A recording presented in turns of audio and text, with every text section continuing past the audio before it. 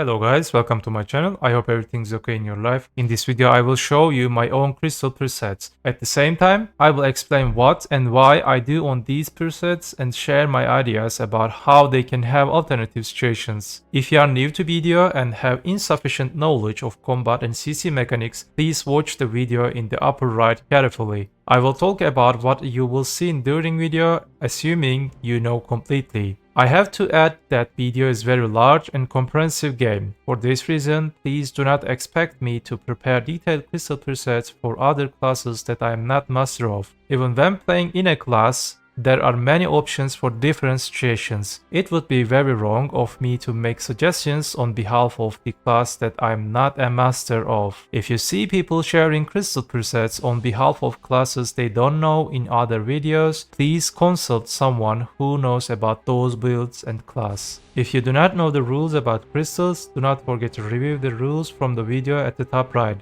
Knowing these rules will be to your advantage. Do not forget that these rules may develop and change over time. I try to convey these developments, patch notes and etc. on my channel as much as I can. If you want to be informed about them, activate the notification bell so that you do not miss the video. I know you are already subscribed to the channel, but please don't forget the bell. If you wish, let's move on to the presets that I'm using without further ado. Our first preset is about AP focused PV set. I prefer the crystals you see on the screen. Your crit, attack and cast speed, movement speed stats are designed to be 5. The purpose of this build is to take advantage of AP in PvE as much as possible and increase your grind speed. If you have very high G score and you want to put in more AP and you don't need accuracy, you can use Jin Aris or Karma, it depends your class, attack speed or cast speed, instead of Viper crystals. You get the attack and cast speed stats you lost from Viper and you also gain 10 more AP.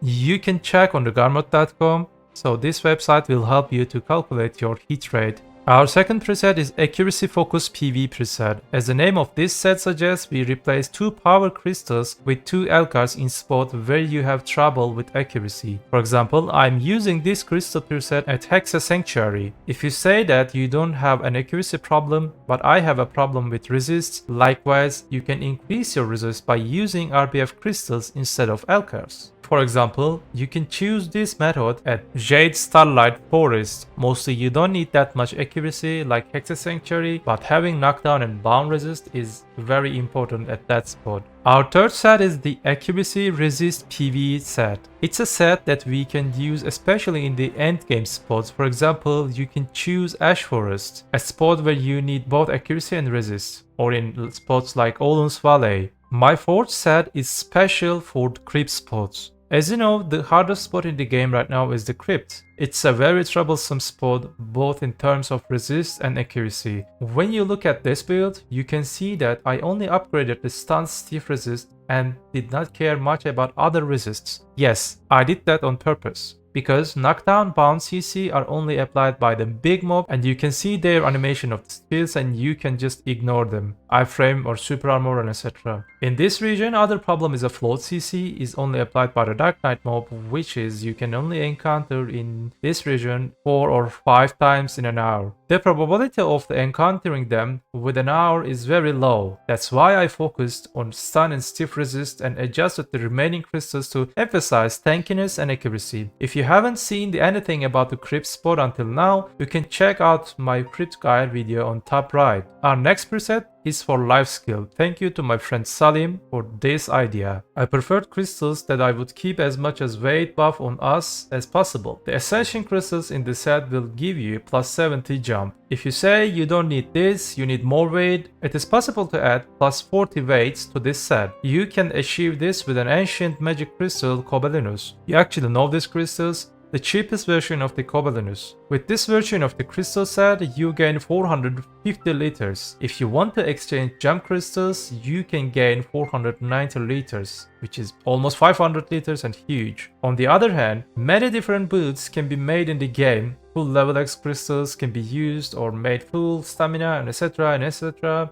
I do not want to examine these and similar situations and prolong the video any longer. Let's move on to the PvP part if you wish.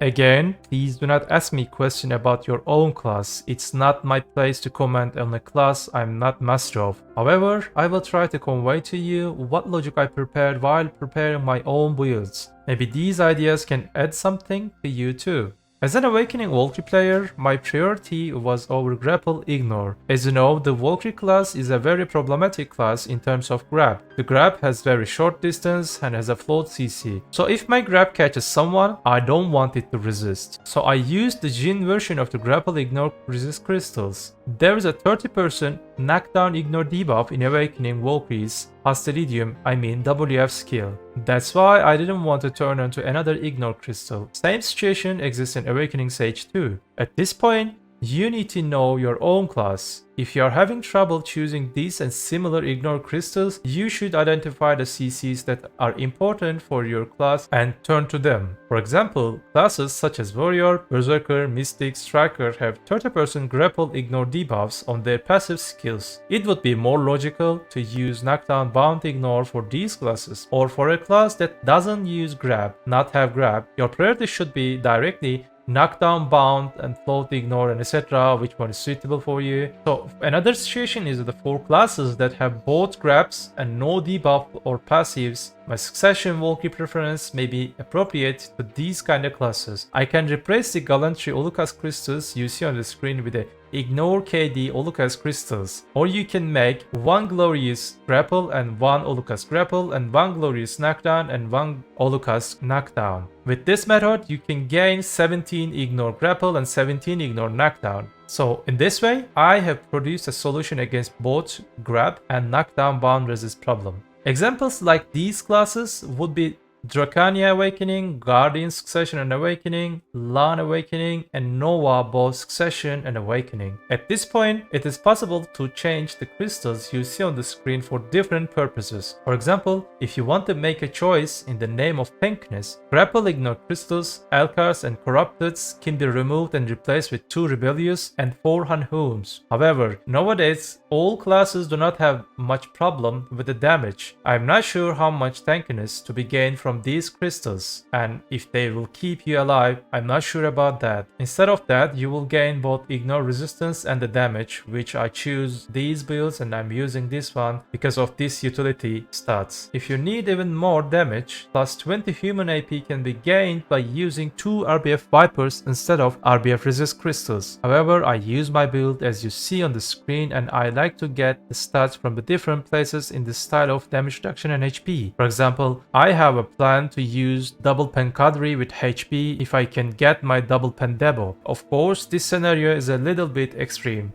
Okay, in general, this is what I will convey on behalf of crystals. Please learn BDO's combat mechanic first and then learn your class fully. I hope you guys like my content. Forgive me if I made a mistakes. Do not forget, BDO is just a game. Have a nice game.